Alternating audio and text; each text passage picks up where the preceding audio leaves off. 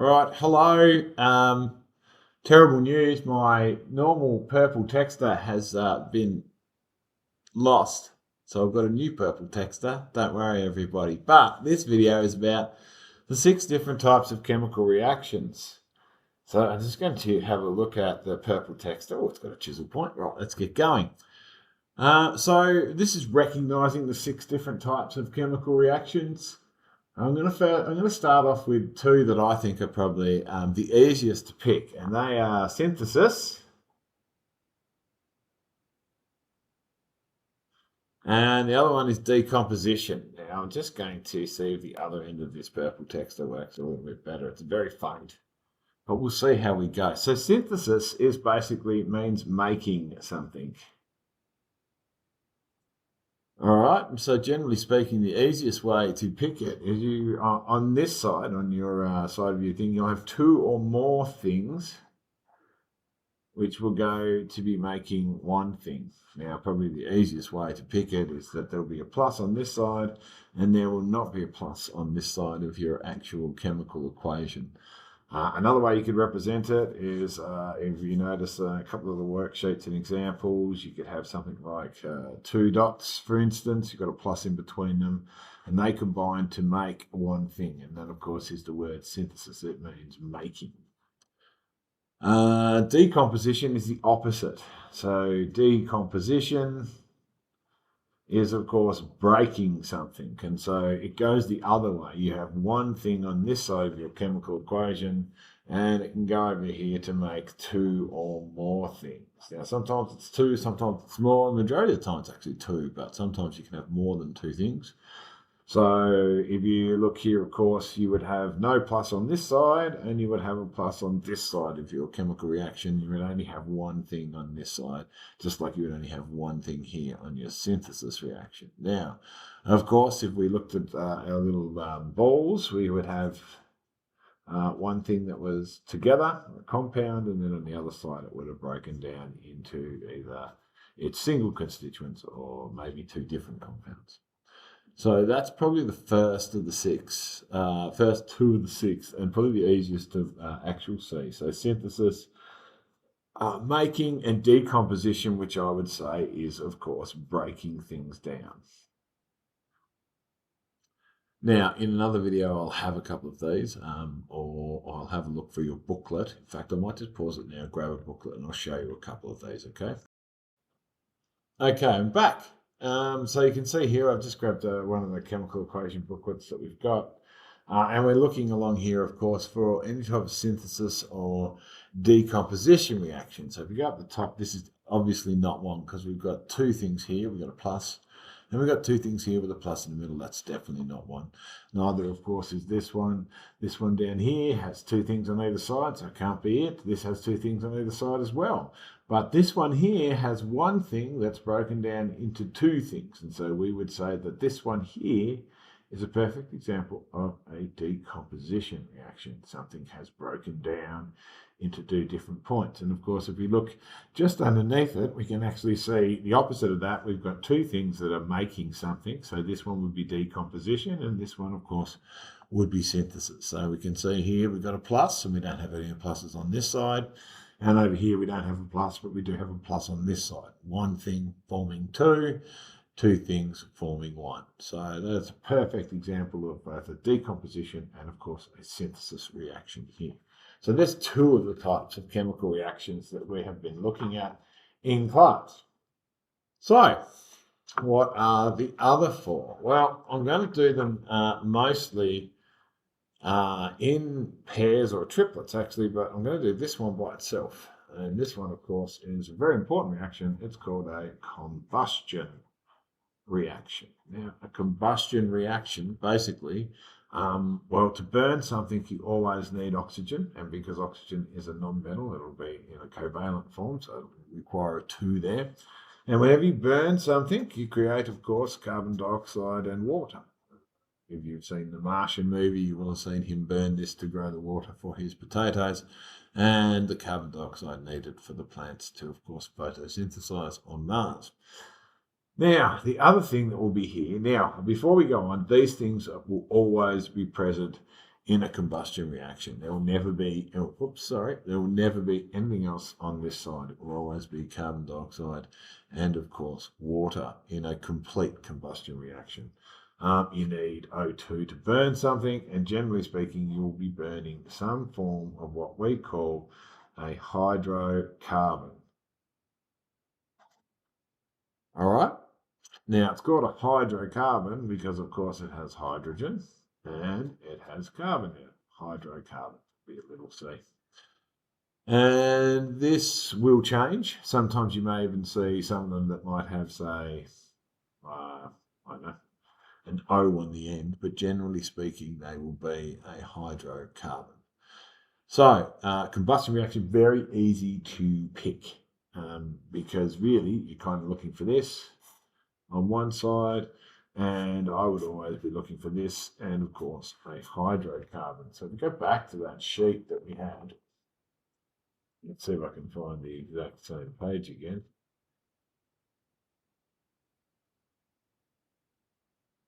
Yep, that was it. Okay, so we go back to our sheet here, and we can have a look. We can see straight away that here's one. We've got a CO2, we've got a H2O. And we've got O, and here, of course, is a hydrocarbon. So I would label this as a combustion reaction. We have a look. No water, no carbon dioxide, no water, no carbon dioxide, no water, no carbon dioxide. We already identified these two. No water or carbon dioxide, no water or carbon dioxide. Oh, hang on, carbon dioxide and water. So this is a combustion. Well, we'd have to check the other side, wouldn't we? So, and there's this case where we've got a hydrocarbon with an oxygen on it. So this is a combustion reaction. No, no, no, and no. This one, however, we do know is a decomposition. Another one sitting down the bottom there. So you can see here a combustion reaction, pretty easy to pick because you always have carbon dioxide, water, oxygen, and some form of hydrocarbon. So that's 3 down, 3 out of the way.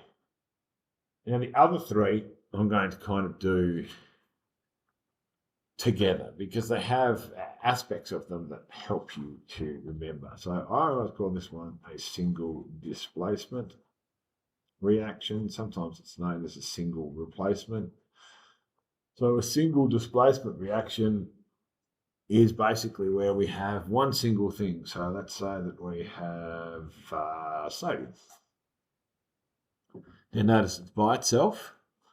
And we're going to add this to, let's go silver and let's go chloride. Now, what's going to happen here is that the sodium is going to displace or replace this silver. And so over here we would get sodium chloride, and of course we would get silver by itself. And this by itself is how I would pick these reactions. Okay, so you'll always have one metal, or sometimes it could be a non-metal as well. One metal or non-metal replaced by another. And what I mean by replaced is that sodium was by itself, and now it's replaced silver in the compound with the chloride. So we call this single displacement or single replacement. So you notice that there's something by itself on both sides. So let's have a little bit of a look through those equations again, and I tell you what, I really need to remember just to leave that page open, don't I? Here we go, we're back again. So we have a look here.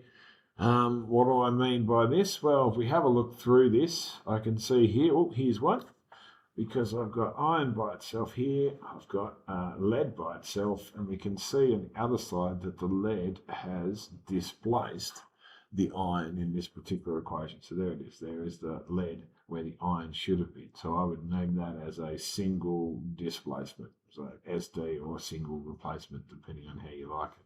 This one isn't. There's no single things by itself. These are 2 compounds and 2 compounds and 2 compounds and 2 compounds. We already know that's a combustion. We've already identified this and this. This one here, no, because it's a compound and a compound, compound and a compound. But down here we have a look, we have copper by itself, and then it's replaced the silver in this particular compound. And so this is definitely a single displacement reaction.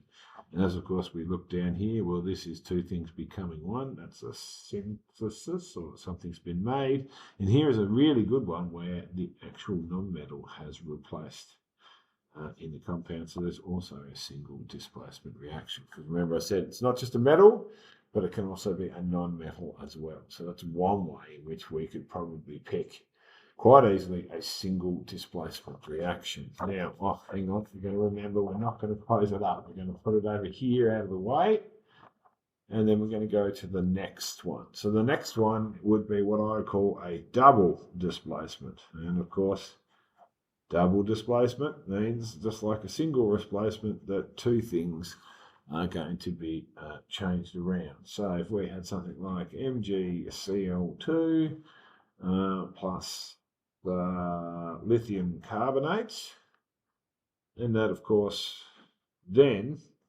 I'm going to get MgCO3 plus LiCl. Now it's not balanced. I'm not going to balance it. We'll do another, well, I might balance it at the end. It's not going to be too hard. We'll just put a 2 there and then it will be balanced. So if we have a look at this, what's happened? Well, magnesium has replaced lithium, and lithium has, of course, come over here and replaced the magnesium. So they've swapped partners. We now have magnesium carbonate, and of course we have lithium chloride. And that's what we mean by a double displacement. Much like a single displacement, this one swaps in here, takes the place of the silver in the compound. In this one, both the metals change partners. You may have heard me talking about as the Leavers Dinner debacle, where someone goes with a date and someone else goes with a date, and then they switch dates at the end. Not a cool move and not a wise move, ladies and gentlemen, but I have seen it happen. So in this particular way, that's what we call a double displacement. Very easy to pick. You've got a compound here, and you've got a compound here, and you get a compound on the other side, and a compound on the other side, instead of a single thing, excuse me, and that of course means that you swap partners. So going back to the page, and yes, I have learned, we can see up here we've got sodium and phosphate, and we've got potassium and hydroxide, and then on the other side the sodium has gone with the hydroxide and the potassium has ended up with, of course, the phosphate. So this is definitely a double displacement reaction, as is this one here, because that's the one I just did for you on that piece of paper. We know this one's a combustion. This one, well, hopefully you recognise it's a decomposition. This one was a synthesis, one thing making two. And this one down here is another example of a double displacement. We can see that they have swapped partners. So I'll go double displacement there. This is a combustion. This one over here, two things making one thing, well, synthesis, excellent. This one down here, of course, is a double displacement, and this one down here is one thing breaking into two, so that is a decomposition. So basically, almost everything, we've done all five, but there is one more. Sometimes you might also call this a double displacement, but I'm going to call it an acid-base or a neutralization reaction. Oh.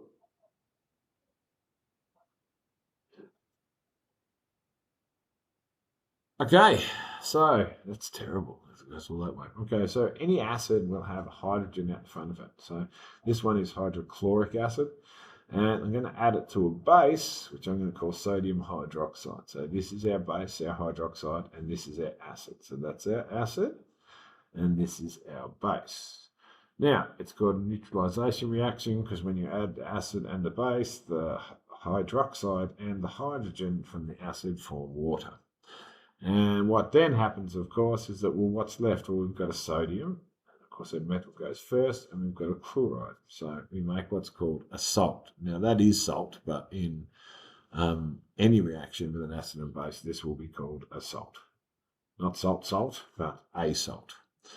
So if we have a look at this, we can see that these are reasonably easy to pick too, because, of course, you have to have an acid and you have to have a base, and they make water. Now, if you have an acid and you don't have a base, it can't be an acid-base reaction. It'll be some form of double displacement because they will generally swap partners. Not many of them in the actual book. In fact, there was none of them in the last one that we just had. But I'll show you, hopefully, on this page here. No, I won't on that page. Hang on, just give me 2 seconds. I'll have a bit of a look.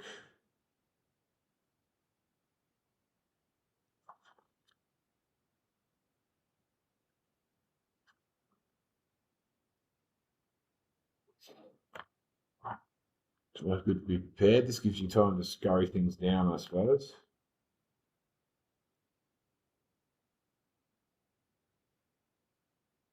Ah, here we go. Have a bit of a gander here.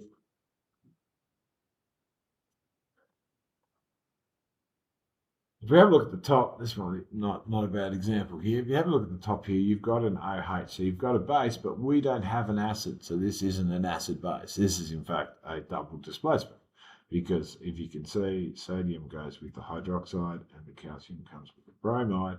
So this is just a normal double displacement. Now, however, if we have a look here, we've got an acid, but over here we don't have a base. And plus, we've got two things that are coming to make one thing. So we know, well, I'll let you guess what that is. I'll give you 5 seconds. Yep, it's a synthesis reaction. Two things making one thing. Here we've got CO2, H2O, and O. So that would, of course, and a hydrocarbon. So hopefully you realise that's a combustion reaction. And down here we've got an acid again, but we've got a single thing, and then we can see here that has replaced it. So this will be a single displacement. Down here we've got another double displacement, but down here we can see we've got everything that we needed. Remember, we needed a H for hydrogen, and we needed an OH for a base, and that's made water. And then our aluminium and our bromide have come over here to make aluminium bromide. So this is an acid-base or neutralization reaction. Acid-base. Okay, so there's the 6 different types of chemical reactions. Now I'm going to make the next video, I'm going to show you how we would use this information to deal with things like half equations. So how we could get half an equation, for instance, and then predict what the other half is going to be.